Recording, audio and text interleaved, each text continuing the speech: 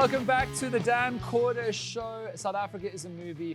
This is the watch party. Now, the watch party of this movie is going to be, it's a sad and it's a tough watch, this movie, but we have to talk about it. We need to talk about the bombshell witness statement from now convicted criminal Chifiwa Matodzi, which implicates EFF leaders Julius Malema and Shivambu in over 16 million rands worth of bribes from the VBS bank scandal. It's a massive story from one of the most very simply evil, awful, horrific criminal fraud operations in modern day South Africa, certainly in recent times.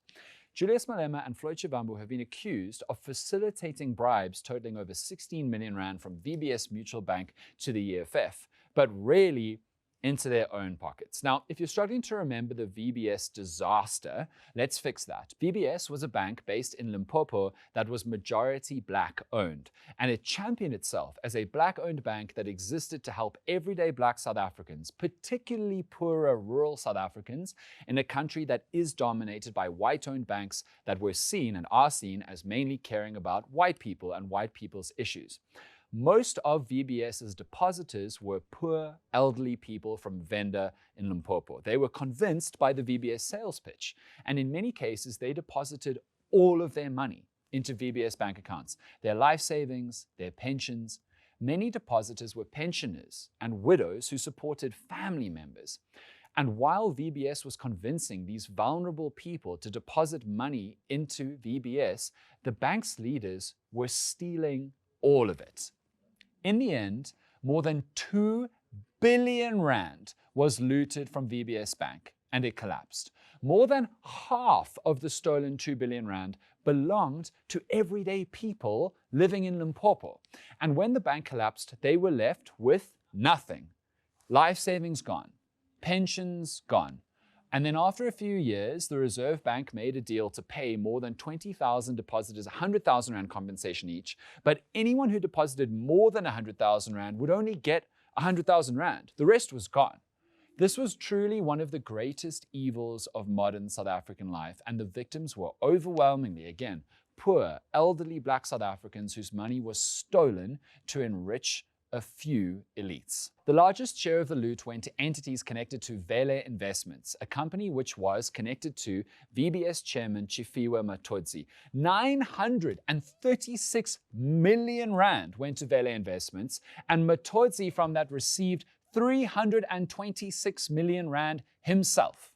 Matodzi is considered the looter-in-chief and has since been sentenced to 15 years in jail for coordinating the looting of the bank. He pleaded guilty to 33 counts of corruption, fraud, money laundering, and racketeering. And he was going to be sentenced to more than 490 years in jail, which is long for the vampires from Twilight. It meant that he would be in prison for the rest of his life and he would die behind bars, but he entered a plea deal to have his sentence reduced to just 15 years, which gives him a chance, which gives him a chance of one day being free again. And this, I have to tell you, is common practice. State prosecutors around the world in different governments offer lighter sentences to people in exchange for information that the state believes they can use to catch more people and bring them to justice. Does that make sense? The state only ever does deals like this when it believes the information that they'll get is reliable, credible, and useful. So Matodzi signed a witness statement last week to complete this deal. It's more than 70 pages long and explains how he and many others ransacked VBS Mutual Bank. Okay. In the statement, Matodzi claims that he conspired with Julius Malema and Shivambu to send a donation of 16 million rand to the EFF from VBS bank funds. You may remember that VBS got massive criticism some years ago for giving Jacob Zuma a home loan for Nkandla. Yes, Jacob Zuma, a man who clearly was in desperate need of assistance for his modest little house in Nkandla, got a home loan from VBS, and the EFF went in hard on this. They publicly slammed VBS over and over again for this home loan. Matodzi claims that VBS decided to pay off Malema and Shivambu in exchange for the EFF stopping its attacks on VBS. Matodzi says VBS wanted the bad publicity and reputational damage to stop, so he met Malema and Shivambu and they discussed the deal and settled on 5 million rand upfront donation to the EFF and then 1 million rand a month after that. They can call it whatever they want. They can call it a donation, but it was clearly a bribe. It was a transaction. You stop doing what you're doing, stop saying what you're saying, and we'll give you all this money on a retainer. It wasn't even a one-off bribe. It was like a fixed-term contract. They were doing very well. It definitely also wasn't a donation to the EFF. We know this because the money didn't go to the EFF at all. It never went to their bank account. They never handed over the EFF's banking details. Instead, and I'm going to explain to you how people commit crimes now, and in the words of WWE, don't try this at home. Instead, Malema and Shivambu allegedly set up a company called Skameka Projects and opened a VBS bank account for Skameka Projects. All they did was receive payments from VBS-linked companies like Vele Investments. That was its job. It was a front company to throw anyone off the trail of what was really happening. Skameka Projects was managed by Floyd Shivambu's brother, Brian, for some reason. And one way that VBS was looted is that VBS fraudsters would give out bribes in the form of business loans that were never paid back. So they'd give out a business loan, the people would never pay it back, that's the bribe. And that's what they allegedly did here. Allegedly, the money went to buying Malema and Shivambu a restaurant in Soweto that is actually on Vilakazi Street. It was called Grand Lasagna, but apparently that was a little too high profile, a little too attention-seeking. And so they changed the name to Sud. Maybe you've been there. Money also went to upgrades on Malema's home in Sandton and a house for Shivambu's parents. And all of this has been reported for years, by the way, but this is the first time that Motodzi has made these claims and put his signature on a witness statement confirming these claims. When investigators started looking into VBS years ago, the VBS looters panicked and they tried to cover their tracks even further. This is what they did. And again, don't try this at home. They invented fake contracts that made it look like companies had been providing services to VBS-linked companies in exchange for payments, right? This is what allegedly happened with Skameka Projects. The fraudsters made up fake contracts that claimed that Skameka had provided services to Vele Investments, which is Matodzi's money-stealing company that took over 900 million rand from VBS. And then on these fake made-up contracts, they backdated the contracts to make it look like this had been the agreement all along, and these contracts had actually been set up years ago to make it seem like all the payments were for these services that were never provided. Now, it's really important at this point because that's pretty damning. It's important to remember at this point that Malema and Shivambu have not been charged with any crime. They are saying that themselves on Twitter right now. That may be coming now that the state has accepted Matodzi's signed witness statement. But as of right now, Malema and Shivambu haven't been charged with a crime. And it's important to think about whether we trust Motodzi at all, since he has such an obvious incentive to give the state a witness statement that the state would be interested in having, right? The witness statement happened because it was the difference between Motodzi spending the rest of his life in jail and having a chance of being free again. And he is a convicted criminal who has lied so many times before.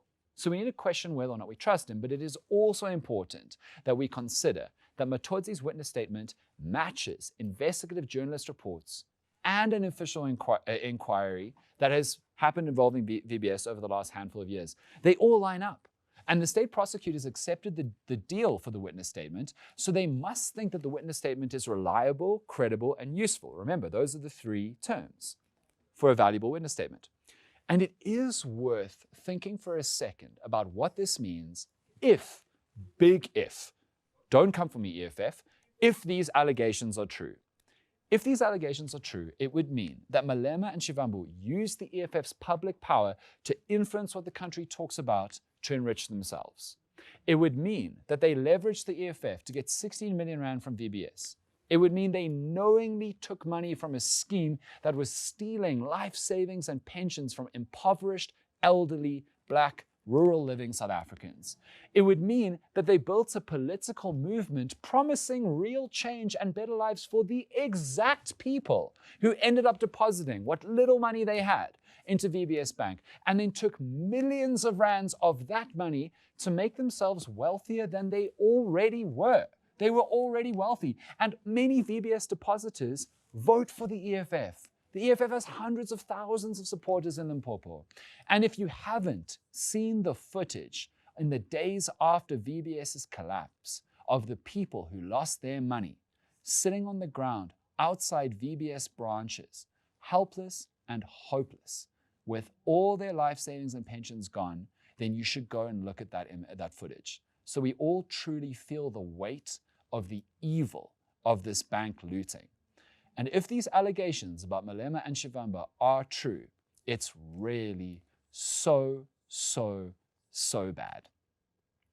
Sorry for that, a little bit of downer there. Is everyone still good? Everyone still alive? All right, so we've done it now. Now we know what we need to know about the latest in the VBS bank scandal, and we wait to see what happens with the state's continuing campaign to bring looters to justice, and we wait to see what that means for Julius Malema and Floyd Shivambu, if anything at all. And that's really what we needed to talk about today. So that's it for the Dan Corder Show for tonight. We will see you tomorrow evening at 9:30 p.m. for the next episode. And you can catch up with all of our episodes absolutely free on www.enca.com. Thank you so much for watching this episode of the Dan Corder Show. South Africa is a movie, and this is The Watch Party. Thank you so much for being here. See you tomorrow night.